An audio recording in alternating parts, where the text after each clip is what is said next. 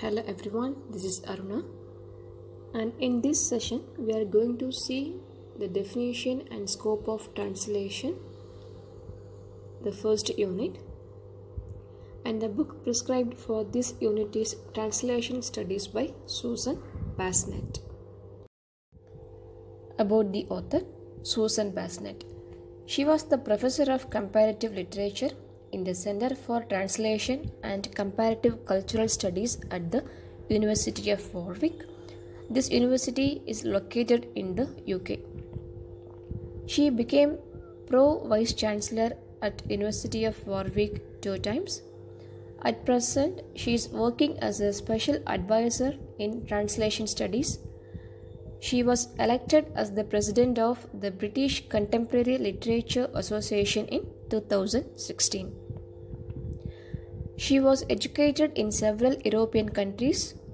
Because of that, she became acquainted with diverse languages and cultures. She began her academic career in Italy. She has been lecturing in universities around the world. She has written nearly 20 books. The prescribed text Translation Studies was published in 1980, and this book became an important international textbook in this field. Her most recent books are Political Discourse, Media and Translation in 2010, Reflections on Translation published in 2011. About the book, Translation Studies was born as an academic discipline only in the late 1970s.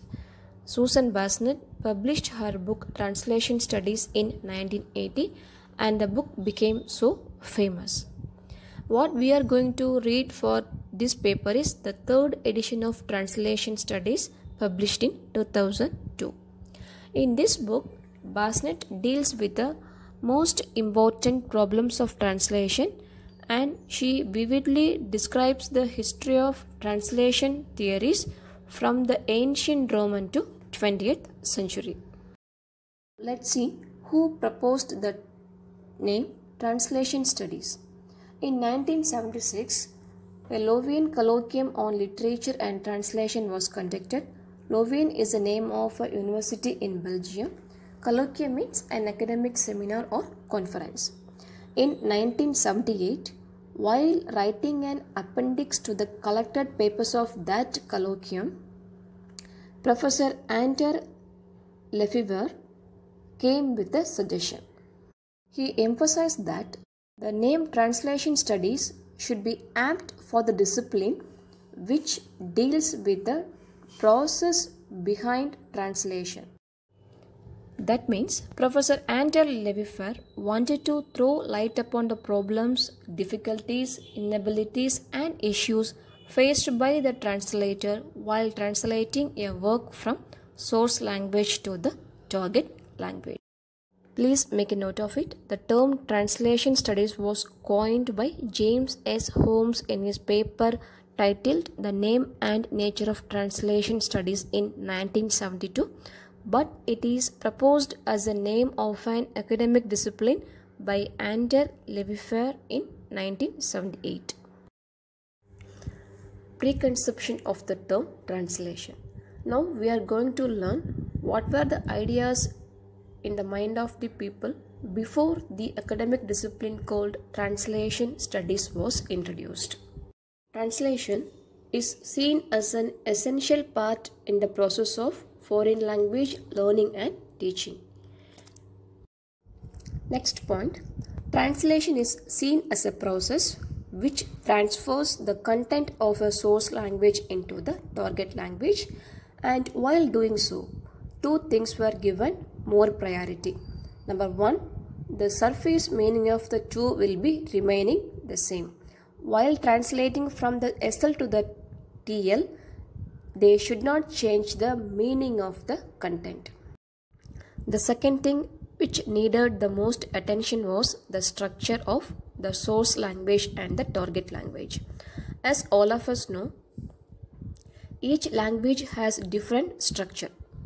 Okay, so The translator should not try to imitate the structure of the source language into target language as it is.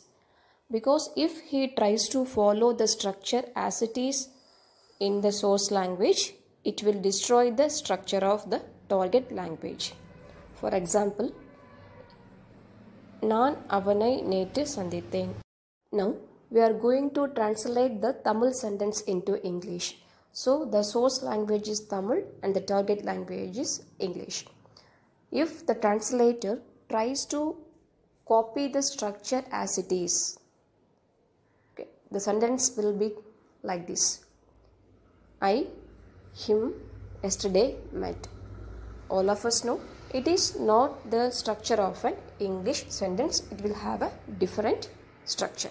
So these kinds of problem will be arising if the translator tries to imitate 100% of the structure of source language into target language. Next point, translation is considered as a secondary activity, as a low status occupation and also as a mechanical process. Why it is called as a secondary activity? Because people had a notion that writing a work newly is the primary activity and simply imitating the content of someone else from the SL to TL is a secondary activity. So they called translation as a secondary activity. And it is also called as a mechanical process because people thought that translators lacked creativity to produce a work of their own. That's why they imitated the content from a SL to TL. Product of translation is given more importance than the process of translation. Here product means a particular book which is translated from SL to TL. People looked at the final product of translation, but they never pay any attention to the process behind translation. Like the concept of translation, translators were also not given much recognition in those times.